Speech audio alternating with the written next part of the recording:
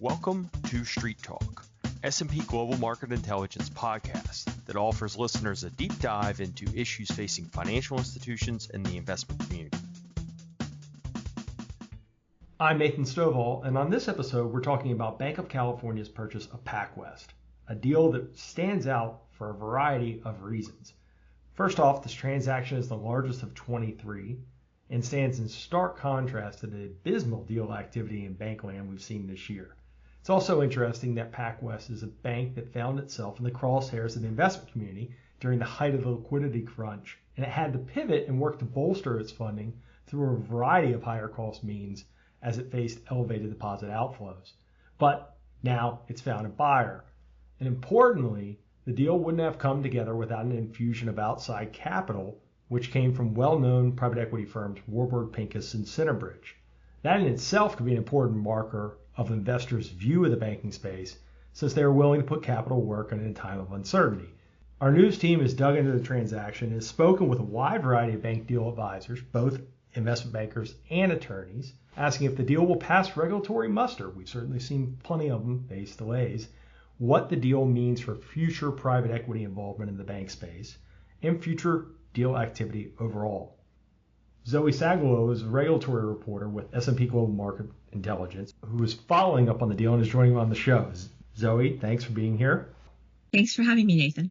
So let's talk about the regulatory approval process. When you were speaking with advisors, what did they think of the possibility about regulators approving this deal? As I noted at the opening, we've seen larger transactions face really long closing timelines, and even in a handful of cases, institutions abandoned those efforts. Do they think that this transaction would pass regulatory muster? I spoke with bank regulatory attorneys who advise banks on deals, though they didn't work on this one specifically, and they anticipate that this particular deal will be approved. And they also guessed that the banks involved ran the deal by regulators, which I've heard from bank attorneys in the past is something that frequently happens, in which banks will check with regulators prior to even submitting an application, just to get a sense from regulators if it looks like it'll be approved and they can potentially fix things or improve their chances. But in this deal in particular, the private equity structure was likely part of it, according to one of the bank lawyers I talked to, and probably the banks involved ran by the regulators that private equity structure. Sure. I mean, given the unique nature of this transaction, one, private equity involved, as you just said, it's not something we see all the time, and we're going to get into that a little bit more later, whether or not we can see more of. But two, the fact that you've got PacWest here being an institution that had faced some stress, there were likely regulators probably even sitting in their house, sitting in their headquarters leading up to this deal. So ultimately, they didn't think that this would be a surprise to their regulatory community. Is that right? I think so. I mean, the broader banking community has been aware of, as you were saying in the opening, PacWest having struggles for at least the past few months. So the fact that of a takeover was probably not that much of a surprise in itself. Did the advisors you speak with say anything about what they think the regulatory community is thinking about bank deals in general? I know that we just talked about why this one is a little bit unique, but did they have any thoughts about where the wind could be blowing there in terms of regulatory approval and the view of transactions? Yes, they addressed the broader prospects for other deals, although this one does have unique qualities because of one of the banks being weaker in particular and solving a problem, some of the bank lawyers were saying, which makes the deal potentially more likely to go through. As for other deals, the interest rate environment hasn't changed, and so it'll continue to be difficult for, just in terms of merger math, for it to be worthwhile for banks to merge until the interest rate environment improves for potentially next year, the lawyers were saying. And I think we're going to unpack that a little bit more a little bit later too. And I'm very curious to hear what they said. What did they think about the proposed closing timeline? Because the two banks thought that they could take anywhere from 3 to 9 months. And I remember a number of us were talking when the deal was announced that we thought that it could be aggressive, at least on the short end. What did they think about that timeline to closing? Because we've seen a number of institutions face much longer timelines than that. I got a little bit of a variety of answers on whether the timeline is aggressive. Some that the short end of the time frame might be aggressive, but the long end might be more reasonable, and it is a range. After all, Also heard a bank lawyer saying it is an aggressive time frame, but it's probably explained by, as I was mentioning earlier, the banks sharing with the regulators what their plans were in advance. And so because of having had those conversations, they're able to plan for a shorter time frame. Right. No, and again, not a surprise to them. So perhaps they had some idea of what that could look like. We mentioned this several times, and I mentioned this at the opening, that one of the unusual pieces of the deal is that you have the involvement of two private equity firms in Warburg and Centerbridge, and they're effectively facilitating this transaction by injecting $400 million equity in the combined entity. Private equity in banking is not something unheard of. We saw quite a bit of it coming out of the financial crisis, though there was a lot of money raised that wasn't put to work. And outside of those really dedicated to the space, we haven't seen, call it, opportunistic transactions like this one might be. Yuzu Wang is a senior reporter at S&P Global Market Intelligence and talked to a number of advisors in the bank space about this transaction and, well, specifically the PE involvement in the deal. Yuzu, what did the advisors you talked with say about the deal? Did they think regulators were happy to see PE involvement because it effectively removed a problem for them? Did that set it apart? Yes, in this deal, there is a sentiment from deal advisors that the private equity firms helped to take a problem child out of the system, quote unquote. I think one unique perspective about this deal, as we mentioned before, is that PacWest had been going through some struggles after the fallout of Signature Bank, Silvergate Bank, and First Republic earlier in the year. It was heavily shorted in the public market, which caused some deposit runs that was detrimental to its balance sheet. So I think the input of Banc of California was really valuable. And also the Banc of California has a lot of familiarity with PacWest. The current CEO of Banc of California, Jared Wolf, is previously the general counsel at PacWest. And I think his competency of putting together the deal also gives the investors, private equity investors, the confidence to move forward. And I think another perspective of this deal is unique accounting structure. I think for private equity investors, that deal structure makes the deal more investable, because if using the traditional accounting method with PacWest as the target, parties would have to mark to market PacWest balance sheet, which has a lot of unrealized losses. But in this deal, Banc of California is the accounting target, which means the mark-to-market process would be performed on Banc of California, which has fewer issues to worry about, and which has a very stable balance sheet. So I think deal makers also said that was an important factor for the private equity firms to chime in. Right. The portfolio is likely not as far underwater, so the mark that they have to take, you got to take any bank deal that has held up a lot of bank deals, wouldn't be quite as punitive, and it's also a smaller entity, so that capital hole that results of that mark is not as big, and it also allows them to effectively overcapitalize the two firms, with the idea that they're going to shrink PacWest, and PacWest really wouldn't have been able to do that on their own. What did they say about future private equity involvement in the bank space?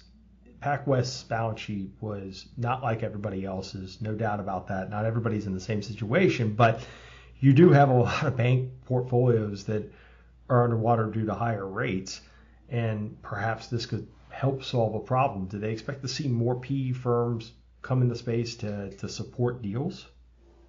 Right. I think I got the same sentiment from what Zoe had heard, that people wouldn't want to be overconfident on this deal being the milestone to unlock more M&A interest. I think for private equity's participation, one factor that investors would have to consider is how smoothly this deal would be approved, which remains to be seen as of now. And also in terms of private equity's participation in bank deals, especially in a bank in a stress scenario, I think there were some controversials post the last financial crisis.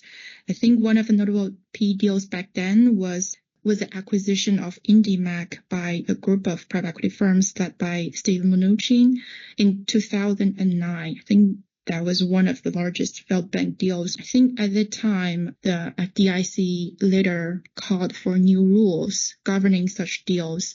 They asked private buyers of failed banks to hold more capital than regulatory requirements and to hold on to their investments for at least 3 years. I think there were concerns around private equity firms might prioritize their financial returns, which is the main drive of their business, over the interest of depositors. So I think in the last auction process for Silicon Valley Bank and Signature Bank, several sources who worked on the deal told us that at least initially the data room that marketing the failed bank of Silicon Valley Bank was not all equity firms. I think there were still concerns from regulators. But in this case, the participation of Warburg Pincus and Centerbridge seemed to be well welcomed. And also, one of the industry experts noted that Warburg Pincus has been an experienced investor in the private equity space. So they were one of the private equity investors that acquired TIAA Bank, and the deal was closed August 1st. And the approval process was in a normal range, so it was announced in November 2022 and closed August 1st, 2023. So I think it delivers a positive message that regulators are not completely shutting the door of bank investment to private equity firms, but instead, if a deal is structured properly, it could get approved on time in a reasonable time frame. A great point about the recent deal with Warburg, and they were also an investor post-financial crisis as well, and Webster, Nat Penn, and some others. And I think your point, too, about the Mnuchin-backed vehicle, One West, is one that was well taken. I remember that well, and there was a little bit of populist outrage because on the exit of that transaction, it was about a four-bagger. They had done very well. I think people kind of forgot, though, that there weren't other buyers for IndyMac, and they actually had to create a bridge bank at the first bit. But still, it definitely made it more punitive to put new capital to work. We were talking about the context of deals, whether failed banks or open bank activity. Was there any comments you heard from advisors on just general private equity investment in the space? Because one of the things that we've heard about, even outside this transaction, is that you've got a lot of funds kicking the tires on banks' commercial real estate portfolios, and whether or not they can purchase some of those assets at a discount. Did they have thoughts about whether or not we'll see more PE activity in bankland, period? A private equity investor I spoke with who focuses on financial services and fintech did say that he knows many private equity investors are still cautious about making investment in banks. I think one of the concerns for the private equity side is that there is a different mindset of growth and returns, while private equity firms tend to pursue above 20% of return on investment. Investment in bank probably wouldn't get them there, and banks are not only pursue growth, and most of them are bounded by regulatory requirements in terms of how fast they can grow. And I think private equity and the bank segment is a highly specialized segment, requiring investors to understand bank regulations and unique governance structures. So it's not common for most of the private equity firms. No, sure. And there's all kinds of regulatory restrictions on how much they can put to work, which means you're limited on what kind of deals you could do without registering as a bank holding company, because there's only so much cash you can put to work without triggering some of those thresholds. And that's something that we've long faced in the bank space when you talk about private equity investing in the bank space, and this certainly doesn't change it. Zoe, one thing that you had alluded to earlier that I want to talk more about and unpack, beyond the PE involvement, what does this mean for future deal activity? Do you think it's a harbinger of more deal activity? And the reason why I'm going down that road is the idea that here you have an institution that had some struggles, but was able to find a transaction, albeit a unique one, and that to me seems encouraging. What did some of the sources you talked to say? Well, I spoke with an investment banker, Matthew Vanieri, who's the head of investment banking at Janney Montgomery Scott, and he thought that it might be the start of an increase in activity, but he said there's still a long way to go before he would consider it a wave in activity. It's unique, and so I don't think you'll see this structure replicated a lot out there. But as far as, this transaction, the transaction that took place on the same day in Virginia, and then just knowing, the conversations across the board that are going on, I think that this might be the start of a increase in activity. We've got a long way to go before I'll call it a wave, but we're starting to see a lot more communication going on between parties, transactions that were in various stages of process in the first quarter of the year that are starting up again, and discussions are being had again. And so that's going to lead to more activity. And as we get more data points post early March and see what the market value proposition is, you're going to see an increase in activity. That's how these waves start. We have to do a little bit more price discovery where the sellers can understand where the market is, as well as the buyers. And then as that increases, we're going to see that wave build. And I do think as we go into next year, as the interest rate environment settles out, you're going to see more activity, just given some of the headwinds in some cases, but also the tailwinds in others of what's going on in the banking sector right now. To your point about the interest rate environment, a couple of lawyers who I asked about, the same question I asked you about whether it's a catalyst, they were bringing up that, well, a challenge in the M&A environment is the interest rate environment and interest rate marks. And, that's not changing just because just if this one big deal happens to get approved. Mm-hmm. No, I agree with that.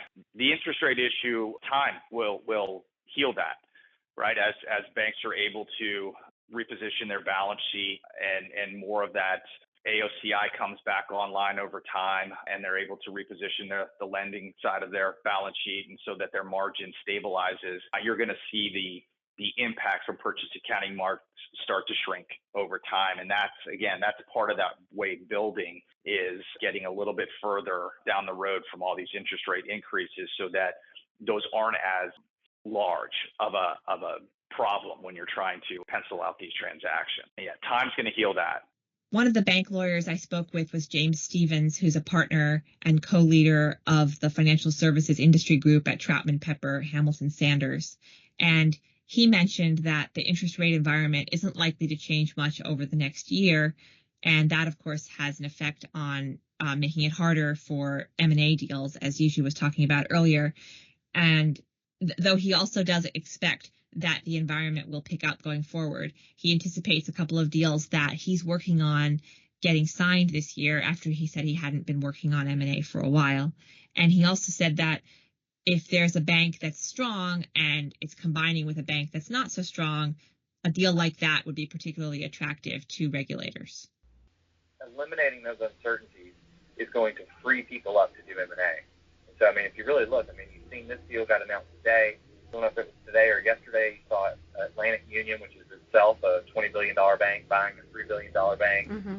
I think there's a small transaction pending down here where I am in Georgia. I know I'm working on 2 or 3. I haven't been working on M&A deals in 6 to 9 months, and I'm working on 2 or 3 right now. So I think that, we're going to have I think this deal, the market is going to encourage M&A, and I think if this deal gets through, it will encourage M&A among the larger regional players, who are the ones that get really caught up in a lot of the regulatory slowdown. Smaller banks don't really get caught up in that as much.